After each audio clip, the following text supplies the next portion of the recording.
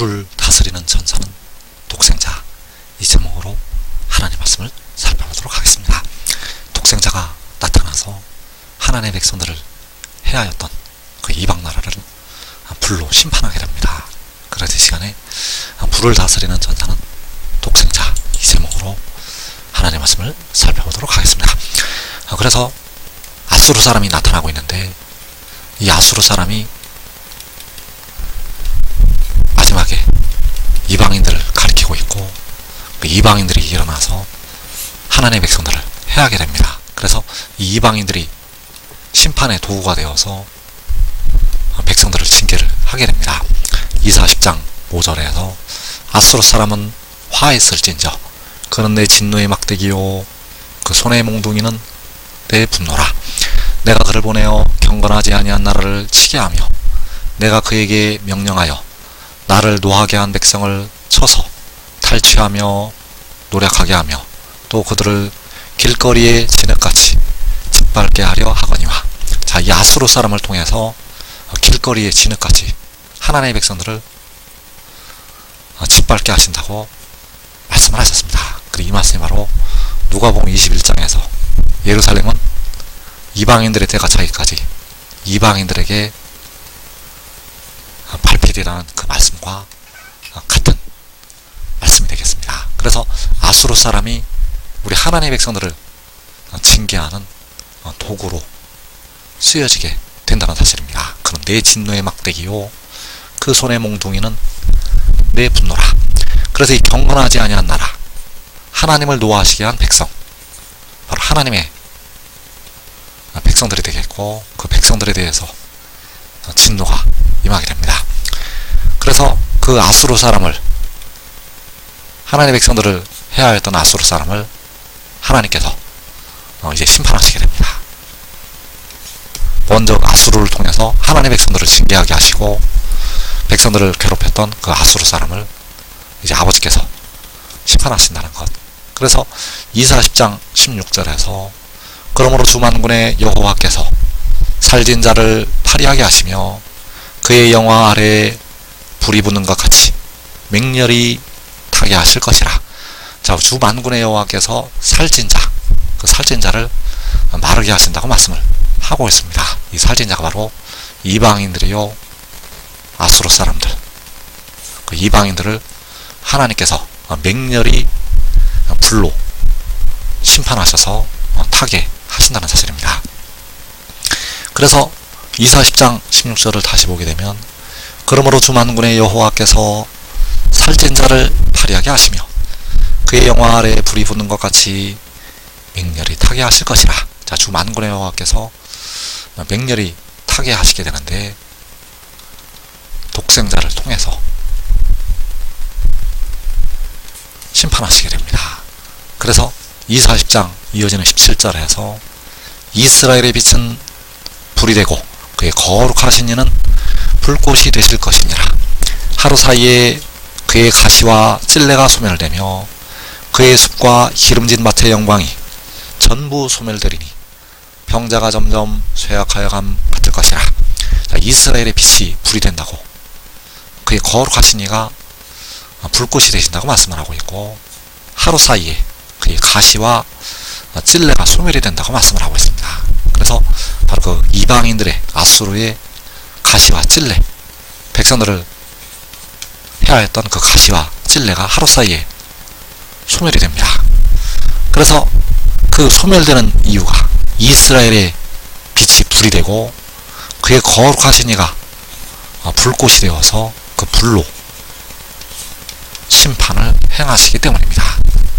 그 불로 심판을 행해서 그 가시와 찔레가 하루 사이에 소멸이 된다는 것. 그래서 계시록 6장에서 그 백성들이 이방인들에게 밟히게 되고, 계시록 7장에서 그 불로 이방인들을 심판하시게 된다는 사실입니다. 그래서 이때 이스라엘의 빛은 불이 되고 그의 거룩하신 이는 불꽃이 되실 것을 말씀을 하고 있는데, 그 불이 바로 이스라엘의 빛이요 독생자, 그래서 이사 31장 9절에서 그의 반석은 두려움으로 말미암아 물러가겠고 그의 고관들은 기치로 말미암아 놀라리라. 이는 여호와의 말씀이라. 여호와의 불은 시온에 있고 여호와의 불문은 예루살렘에 있느니라. 자, 기치로 말미암아 놀란다고 말씀을 하고 있는데 그 아수르의 반석, 그 아수르의 반석이 물러가고 아수르의 고관들이 놀란다고 말씀을 하는 것이 되겠습니다. 그래서 무엇으로 말미암아 두려워하고 무엇으로 말미암아 놀라게 되는가? 바로 기치로 말미암아 놀라고 두려워하게 된다는 사실. 그 기치가 바로 독생자. 그래서 이어지는 말씀에서 이는 여호와의 말씀이라. 여호와의 불은 시온에 있고 여호와의 불문은 예루살렘에 있느니라. 그 기치가 바로 여호와의 불이 되어서 그 이방인들을, 그 고관들을, 그 어둠의 세상 주관자들을 사르게 된다는 사실입니다. 그래서 여호와의 불은 시온에 있다고 말씀을 할 때 그 여호와의 불이 바로 이스라엘의 빛이요 독생자. 여호와의 불이 시온에 있다는 것은 바로 독생자가 시온에 있다고 말씀을 하는 것이 되겠습니다. 그래서 그 여호와의 불무가 바로 성소요 의인들의 장막, 그 의인들의 장막이 예루살렘에 위치를 하고 있게 됩니다. 그래서 그 의인들의 장막에서 여호와의 불이 나와서 불로 심판을 행하게 된다는 사실입니다. 그래서 그 여호와의 불이 시온에 있다고 말씀을 하고 있는데 그 불이 제단으로부터 나오게 된다는 사실입니다. 계시록 14장 18절에서 또 불을 다스리는 다른 천사가 제단으로부터 나와 에리안낫 가진 자를 향하여 큰 음성으로 불러 이르되 내 에리안낫을 휘둘러 땅의 포도송이를 거두라. 그 포도가 익었느니라 하더라. 자, 이 불을 다스리는 다른 천사가 제단으로부터 나온다고 말씀을 하고 있는데 바로 시온에서부터 나오게 된다는 사실입니다. 그 제단은 바로 의인들의 장막, 그 의인들의 장막으로부터 이 다른 천사가, 불을 다스리는 이 다른 천사가 나온다는 것, 그가 바로 독생자요 여호와의 불.